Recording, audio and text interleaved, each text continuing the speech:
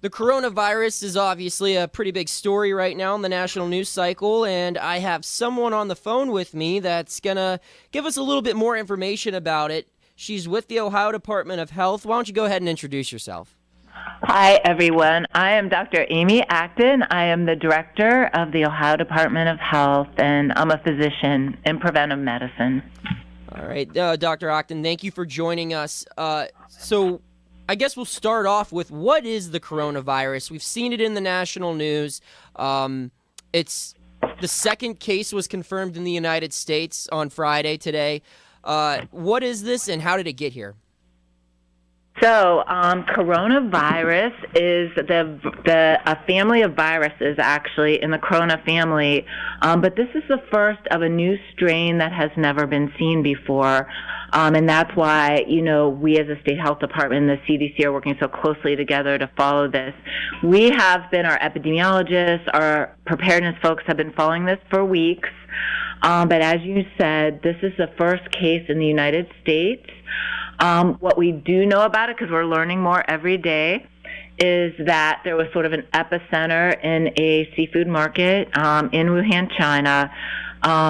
These are viruses, a family of viruses. It's called corona, actually, because the shape of it actually looks like a sun. And we know from the past, in 2003, one of the viruses from this family was SARS. You might remember, at least in 2015, MERS. And these are respiratory viruses, some of them which can come, they're in animals and can actually eventually be transferred from animals to humans. And then what we started seeing, that's happened in the market, it's now going human to human.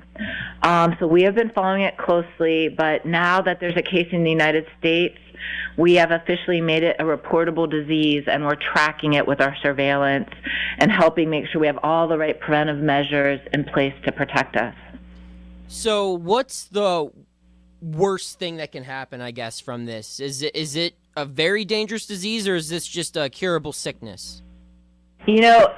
Many people will have symptoms right now that look a lot like other viruses, high fever, cough, difficulty breathing. We're still learning, there have been deaths. Sometimes people that are either elderly or immunocompromised, meaning they have cancer or something that they can't fight off viruses, are more susceptible to any virus. But we are still learning how severe this is, and that's why it's so important that we're tracking it, we're trying to pick it up early, and, sort of like disease detectives, we're trying to discover everything we can about it so that we can prevent it. And what are some of the symptoms that you've recognized? So, as I said, what we know so far is it could be up to a 2-week incubation period from being exposed to someone that has either traveled from that area or if you've had contact with someone who has been diagnosed with it. But you would have high fever, maybe a cough, again, difficulty breathing. I think most people at home might be thinking that, that sounds a lot like the flu, which we have right now, and actually are much more likely at this point to be having symptoms of something like the flu or a common cold virus that we think of.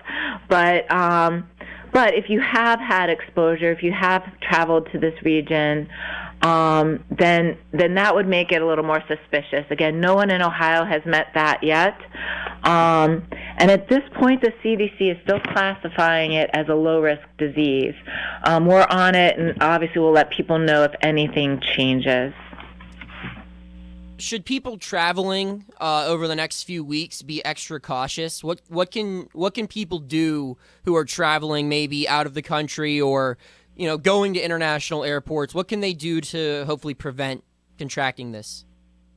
Well, certainly, the biggest thing we recommend, as boring as it sounds, is the basics of hygiene. So it's washing your hands frequently, not being in a place in close quarters with someone who is sick and having symptoms, coughing, sneezing into your sleeve. These are the ways we try to, prevent the spread of viruses.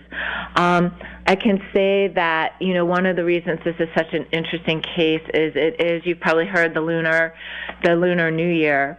And here in epidemiology and disease detective land, whenever there is a mass movement of people, whether for something like a Hajj, the pilgrimage to Mecca, or something like Lunar New Year, it's certainly something we're following a lot more closely. That's why the CDC is now screening people at all major airports, the biggest ports of entry.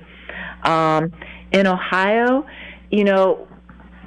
if you've traveled to this region, if you have business relationships in this region, because we do have business folks who do travel to this area a bit. We also have college students who might be a foreign student who has come here, for school or something and might have reason to travel.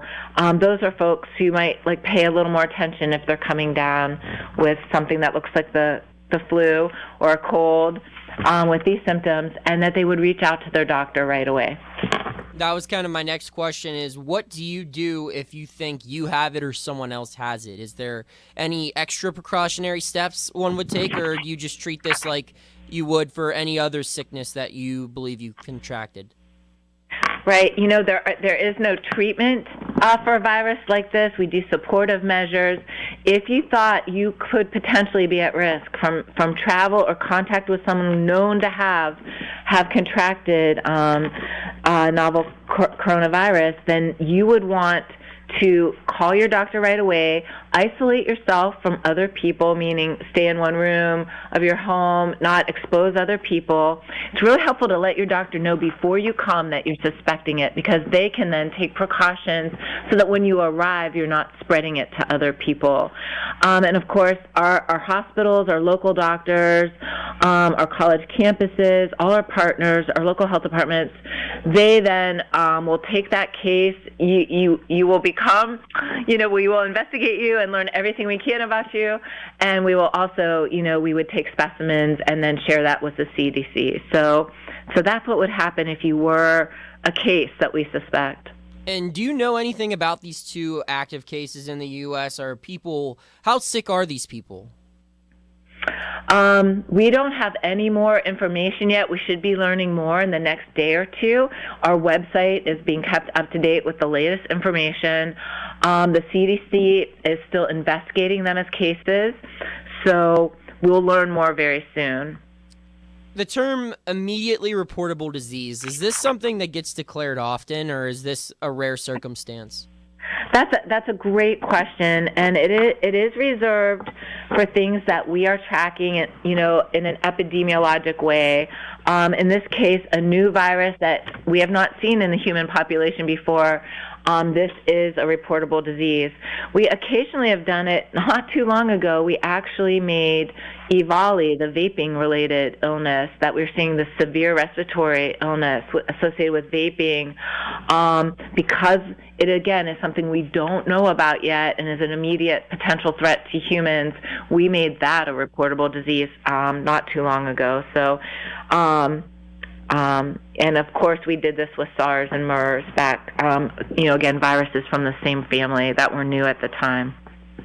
Well, I feel a lot more informed and a little bit worried because I'm traveling this weekend, so I gotta be extra cautious, as should anyone else be listening or who listen to this. Wash your hands and take care of yourselves, because this could be potentially pretty scary, right? Right. I would say everyone right now, if you're doing those precautions and you're not traveling to a high-risk area, which you won't be now because that area is being quarantined, you're safe. Please just wash your hands and do the basics, and, we'll let you know if we think there's something more worrisome ahead. All right. Dr. Acton, thank you very much for joining us and You're welcome. giving us all this information. Yeah, take good care, and thank you.